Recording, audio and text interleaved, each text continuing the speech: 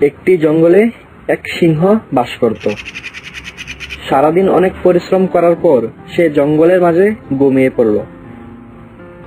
তখনই একটি ইঁদুর খেলা করতে করতে সিংহের উপর উঠে পড়ল। তখন সিংহ প্রায় ঘুমিয়ে পড়ছিল। যখন ইঁদুরটি তার পায়ের উপর দিয়ে যাচ্ছিল, তখন সে তার পায়ে সুড়সুড়ি অনুভব করল।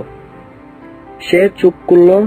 সে দেখল একটা ছোট্ট ইঁদুর তার পাশ কাটিয়ে পালানোর চেষ্টা করছিল। তখনই সিংহ তাবা দিয়ে ইঁদুরটিকে ধরে ফেলল। তোমার এত দুঃসাহস কি করে হয় আমার ঘুম ভাঙানোর?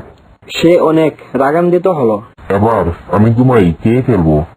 হে মহান সিংহ, আমি মোটেও আপনাকে বিরক্ত করতে চাইনি। সত্যিই আমি শুধু জঙ্গলের অন্য প্রান্তে যাওয়ার চেষ্টা করছিলাম। দয়া করে আমাকে বাঁচতে দিন, আর একদিন নিশ্চয়ই আমি আপনার এই ঋণ শোধ করব। এই কথা শুনে সিংহ হেসে উঠল। হা হা হা, তুমি তুমি আমাকে সাহায্য করবে? তোমার মতো এক ছোট্ট ইঁদুর আমার মতো বনের রাজা সিংহকে সাহায্য করার কথা ভাবলা কি করে? হ্যাঁ, আমি জানি না কিভাবে আপনাকে সাহায্য করব, কিন্তু একটা সময় ঠিকই আমি আপনার উপকারে লাগবো, আর সেদিনই আমি আপনার উপকার করব। সিংহ ইঁদুরটিকে ভালোভাবে দেখল। সে ক্ষুদ্র হওয়া সত্ত্বেও বেশ সাহসী। বেশ, তাহলে ইঁদুর, আমি এমনিতে অনেক ক্লান্ত যে তোমাকে খাওয়ার মতো আমার কোনো ইচ্ছে করছে না। যাও, তুমি এখন যেতে পারো। অনেক অনেক ধন্যবাদ। এই বলে ইঁদুর দ্রুত চলে গেল। কয়েক মাস কেটে গেল। সিংহ আর ইঁদুরকে দেখতেও পায়নি, আর তার কথাও মনে নেই। এর কিছুদিন পরেই সিংহটি একজন শিকারী জালের মধ্যে আটকা পড়ল।